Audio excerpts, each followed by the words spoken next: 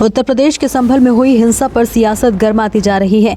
उत्तर प्रदेश के संभल में जामा मस्जिद के सर्वेक्षण को लेकर रविवार को हुए बवाल के बाद राजनीतिक गलियारों में हलचल तेज हो गई है। ऐसे सोमवार को जनपद हापुड़ के पिलखवा के चिजारसी टोल प्लाजा पर पहुंचे नकीना से सांसद चंद्रशेखर आजाद रावण ने उत्तर प्रदेश पुलिस पर कई सवाल खड़े किए हैं। चिजारसी टोल पर पहुंचे जनपद हापुड़ के अपर पुलिस अधीक्षक विनीत भटनागर, अपर जिलाधिकारी संदीप कुमार, क्षेत्रवासी क्षेत्राधिकारी धौलाना ने रावण के काफिले को रोका और उनसे वार्ता करने के लिए कहा। इस दौरान रावण ने अधिकारियों की बात भी मानी और साथ ही अपनी बात भी बेबाकी के साथ रखी। उन्होंने कहा कि मामले की निष्पक्ष जांच होनी चाहिए। वार्ता के लिए अधिकारी सांसद चंद्रशेखर आजाद को पास स्थित एक कॉलेज लेकर पहुंचे। चंद्रशेखर आजाद ने कहा कि मैं अपने लोगों की हत्या होने नहीं दूंगा। उत्तर प्रदेश में गोलियों से न्याय किया जा रहा है, ये गुंडागर्दी है। आपको बता दें कि संभल में हुई हिंसा पर यूपी पुलिस की कार्यशैली पर कई सवाल खड़े हो रहे हैं।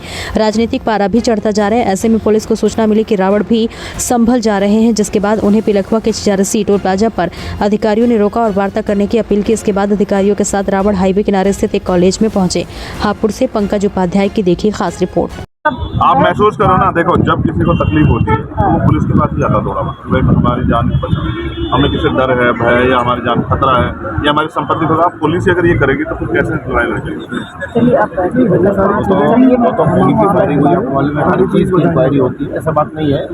इंक्वायरी हो और मैं तो चाहता हूँ पुलिस जो है ना फिर इन्वेस्टिगेशन करे। मैंने तो इसलिए सुप्रीम कोर्ट की निगरानी में जांच की मांग की।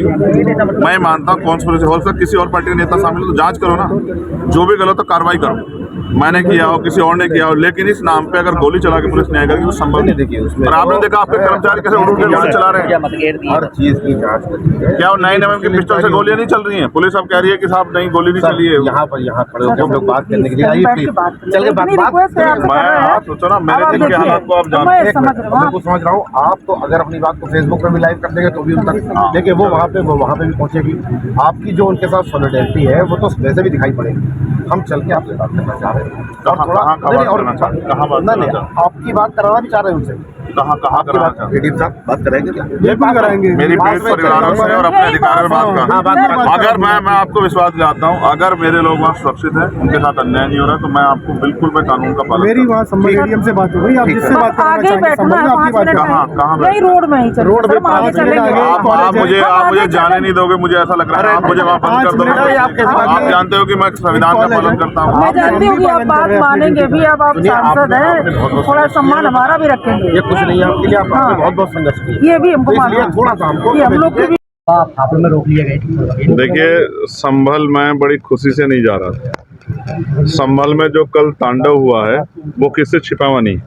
और जिस तरह से पुलिस के अधिकारियों ने, जो पीड़ित परिवार द्वारा बताया गया, जिस तरह से खुलेआम गोली चला के, अगर आप लॉ एंड ऑर्डर मेंटेन करना चाहते तो आप पैर की तरफ भी गोली चला सकते थे। लेकिन आजकल कुछ अधिकारी सरकार को खुश करने के लिए सीने पे गोली चलाते हैं, सर पे गोली चलाते हैं, और ये ज़्यादातर मामलों में देखा गया। तो उन पीड़ितों का दर्द सुनने के लिए, क्योंकि सुबह हमने पार्लियामेंट में जैसे सेशन स्टार्ट हुआ हमने इस विषय को उठाया, लेकिन स्पीकर साहब ने सदन स्थगित कर दिया। उनको परमिशन है तो वो अपने अधिकारों का प्रयोग उन्होंने किया। हम अपने अधिकारों का प्रयोग करते हुए मैं पीड़ित परिवार मिलने जाना चाहता था। मेरी वहाँ के अधिकारियों से बात हुई। हापुड़ पुलिस का ये कहना है कि आपके वहाँ जाने से लॉ एंड ऑर्डर डिस्टर्ब हो जाएगा। मैं भी नहीं चाहता लॉ एंड ऑर्डर डिस्टर्ब हो, लेकिन मेरी ये तकलीफ है कि जिन परिवारों ने अपने बच्चे खो दिए, जो माएँ आंसू आंख में लेकर मेरा इंतजार कर रही हैं, जिनके परिवारों में शायद कमाने वाला चला गया है, आज उन पे जो बीत रही है, और ऐसे में अगर मेरे जैसा आदमी जो सड़कों पे लड़ता है, अगर वो आज उनके साथ ना खड़ा हो तो शायद मैं अपने आप को माफ ना कर पाऊँ। इसलिए मैं वहाँ जाना चाहता था। मैंने वहाँ के DIG से, वहाँ कमिश्नर से बात की।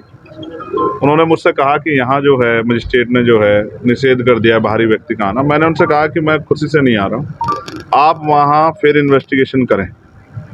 पहली बात, जिन लोगों को गोली लगी है उनके परिवार के मुकदमे दर्ज होने चाहिए।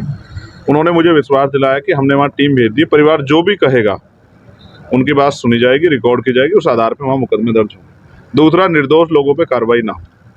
तीसरा, इस पूरी घटना की मजिस्ट्रियल जांच के शायद उन्होंने आदेश दिए, लेकिन मैंने इसकी CBI जांच की मांग की, वो भी सुप्रीम कोर्ट की निगरानी में। और चौथा और सबसे इम्पोर्टेंट, जो ऐसे अधिकारी हैं जो सिर्फ सरकार को खुश करने के लिए, इस तरह के ऐसे अधिकारियों पर कार्रवाई की जाए। उन्होंने मुझसे ये भी कहा है कि जैसे ही यहाँ के हालात सामान्य होंगे तो हम सबसे पहले आपको यहाँ बुलाएंगे, आप अपनी परमिशन डाल के रखो। लेकिन अभी हालात ऐसे नहीं।